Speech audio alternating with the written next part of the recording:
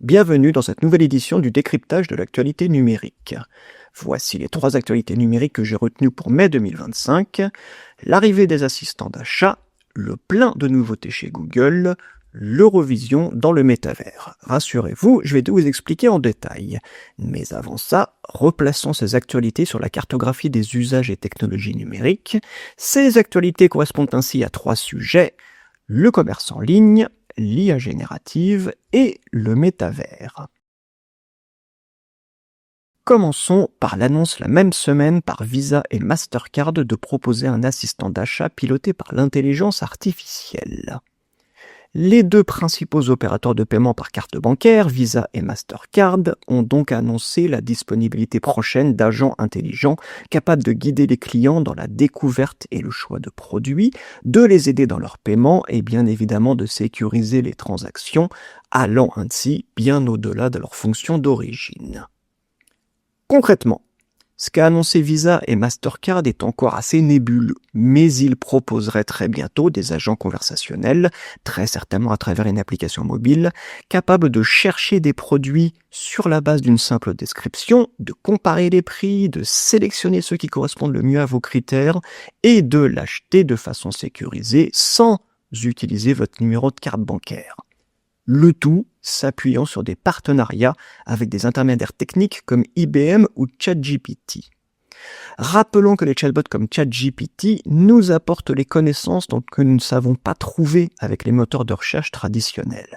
Les agents intelligents, eux, vont nous accompagner ou même se substituer à nous pour toutes nos activités, dont les achats en ligne.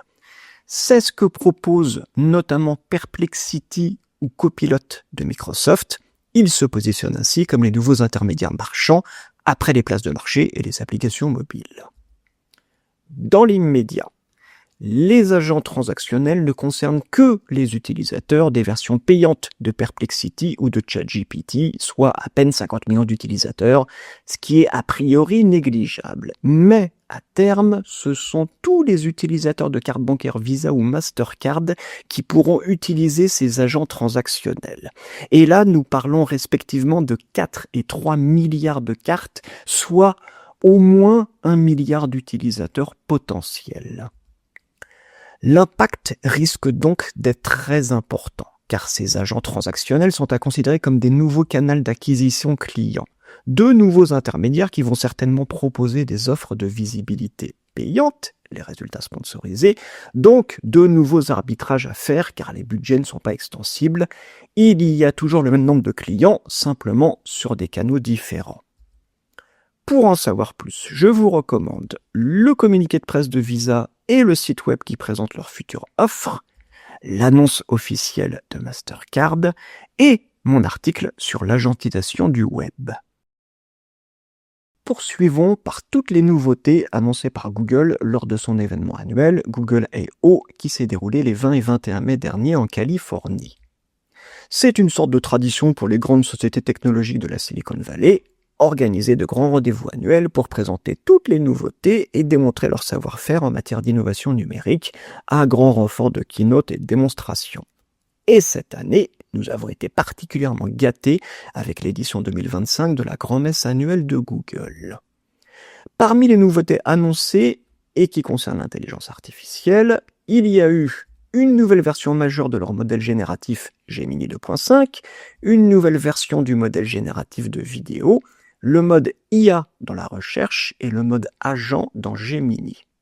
Mais également une nouvelle version de l'application mobile Gemini, de la reconnaissance visuelle en temps réel, ce qu'ils appellent Gemini Live, ainsi que un nouveau prototype de masque de réalité mixte, le projet Wuhan, et un nouveau projet de lunettes de réalité augmentée, le projet Aria.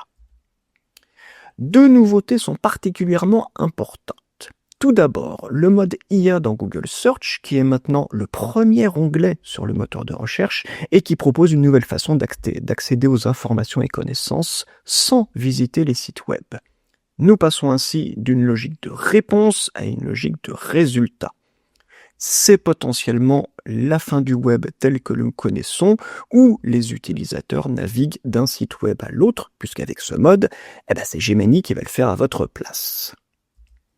Il y a ensuite le mode agent, où Gemini ne se contente plus de chercher et de synthétiser l'information pour vous, mais de réaliser des tâches complexes, comme par exemple de trouver un appartement ou de préparer une liste de courses pour un pique-nique, puis d'acheter les produits pour les faire livrer chez vous, avec en prime la fourniture de recettes et de suggestions d'activités. Alors là, c'est carrément un nouveau paradigme, puisque avec cette intelligence artificielle, l'assistant Gemini, c'est elle qui devient le nouveau navigateur. En tout cas, c'est ce qu'a essayé de nous expliquer le patron de Google. Sont concernés par ces nouveautés tous les utilisateurs américains, mais bientôt tous les utilisateurs de Google qui auront accès à ces modes IA et agents.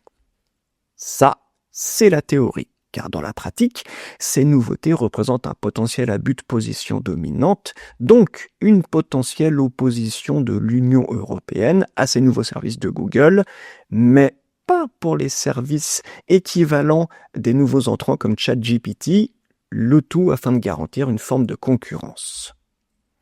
L'impact de ces nouveaux modes IA et agents est potentiellement énorme, car cela signifie la fin des pratiques d'acquisition de trafic, qui permettent d'augmenter le nombre de visites sur le site d'une marque. Mais c'est surtout la fin de la monétisation des contenus et des audiences, puisque si les utilisateurs obtiennent leurs informations ou accomplissent des tâches sans visiter les sites web, il n'y a plus d'exposition aux publicités, donc plus de revenus publicitaires, donc plus de modèle économique. C'est la fin du web gratuit.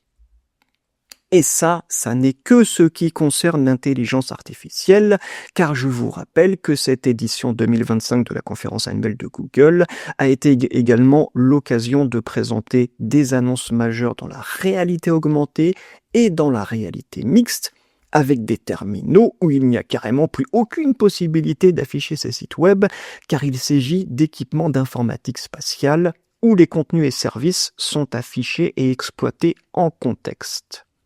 Croyez-le ou non, mais avec ça, nous entrons dans une nouvelle ère de l'informatique. Oui, je sais, ça fait beaucoup de choses à assimiler en peu de temps.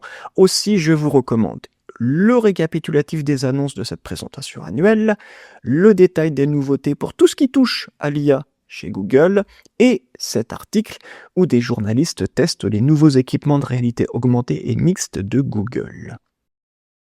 Terminons par la présence officielle de l'Eurovision dans Roblox, cet univers virtuel particulièrement prisé des préadolescents. L'édition 2025 du concours de l'Eurovision s'est déroulée ce mois à Bâle, en Suisse, et a attiré 166 millions de téléspectateurs dans 37 pays, établissant un nouveau record d'audience depuis 2004. Rappelons au passage qu'il y a une cabale avérée contre les candidats français qui ne gagnent jamais. Mais bon, c'est pas l'endroit pour en discuter. Toujours est-il que le comité d'organisation d'Eurovision a massivement investi dans le métavers avec une présence officielle dans Roblox. Le dispositif consiste en un environnement virtuel qui propose une expérience plus ludique et immersive de la compétition, où les avatars peuvent jouer à des jeux, gagner des items virtuels et bien évidemment soutenir leurs candidats. Il y avait même une retransmission en live de la soirée. Le métavers est un concept qui a beaucoup fait parler de lui il y a quelques années, mais qui s'est fait balayer par l'intelligence artificielle. Pourtant, le métavers existe, mais pas là où on l'attendait, car Roblox est considéré à tort comme un jeu en ligne pour les gamins, mais c'est en fait un environnement numérique persistant où se retrouve toute une jeunesse pour partager des expériences immersives avec des avatars.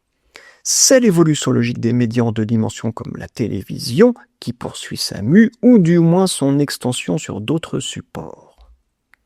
Sont concernés tous les utilisateurs de Roblox, soit 100 millions d'utilisateurs journaliers et 400 millions d'utilisateurs mensuels.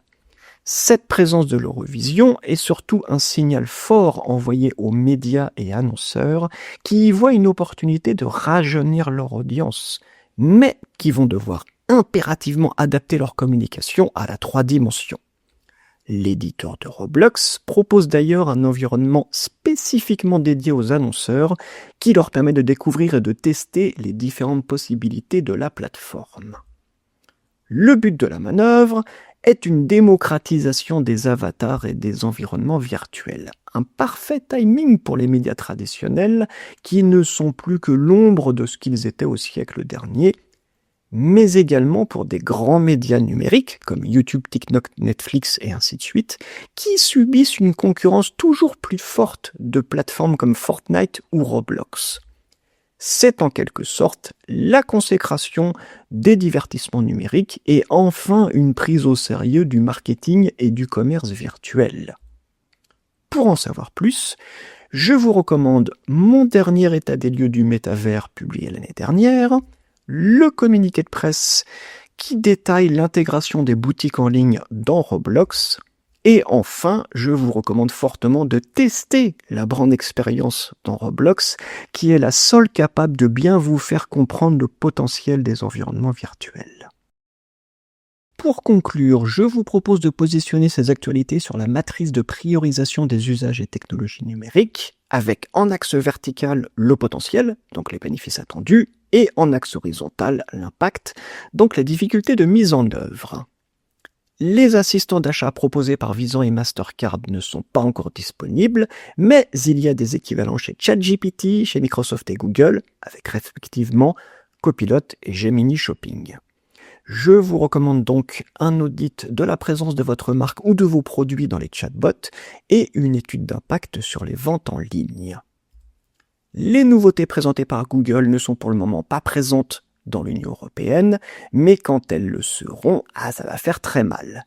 Je vous recommande donc très fortement d'anticiper leur arrivée avec une analyse du trafic entrant pour mieux comprendre le comportement et les attentes des visiteurs de votre site, ainsi qu'un audit d'impact sur votre audience et donc sur vos revenus. Enfin, l'Eurovision étant passée, il n'y a pas d'urgence particulière, si ce n'est la prise de conscience d'une longue érosion des audiences des médias traditionnels comme la TV ou le web. Les jeunes utilisateurs leur préférant ainsi des expériences plus ludiques et immersives comme celles proposées par Roblox. Je vous recommande donc une petite analyse de votre audience, notamment l'âge moyen, pour évaluer le risque, ainsi qu'une étude d'opportunité de la présence de votre marque sur les environnements virtuels comme Minecraft, Fortnite ou Roblox. Enfin, voici comment nous pourrions hiérarchiser ces sujets sur la pyramide des besoins en transformation numérique. La montée en puissance des agents transactionnels et assistants d'achat va nécessairement avoir un impact sur le comportement des internautes, donc sur vos activités de marketing et de commerce en ligne. Les nouveautés présentées par Google peuvent potentiellement bouleverser nos usages du web, donc transformer les habitudes des utilisateurs et les méthodes de travail des annonceurs, sans même parler de réalité augmentée ou mixte. Enfin, la croissance régulière des usages dans le métavers touche à la culture des utilisateurs et des professionnels qui travaillent sur le web, de même que la culture des marques et des organisations qui se doivent d'anticiper le basculement des audiences. Quelle que soit la temporalité, à court, moyen ou long terme, il est essentiel de nourrir une culture numérique interne pour pouvoir accompagner ces changements dans la durée. Voilà pourquoi la priorité doit être donnée à l'acculturation numérique pour pouvoir faciliter l'évolution des mentalités et l'adoption de nouvelles pratiques. Ceci conclut notre décryptage de l'actualité numérique du mois de mai 2025. Merci pour votre attention. Je vous donne rendez-vous le mois prochain pour une nouvelle édition. Mais entre-temps, je vous invite à me retrouver sur fredcabazza.net et sur acculturation-numérique.fr. Bonne fin de journée!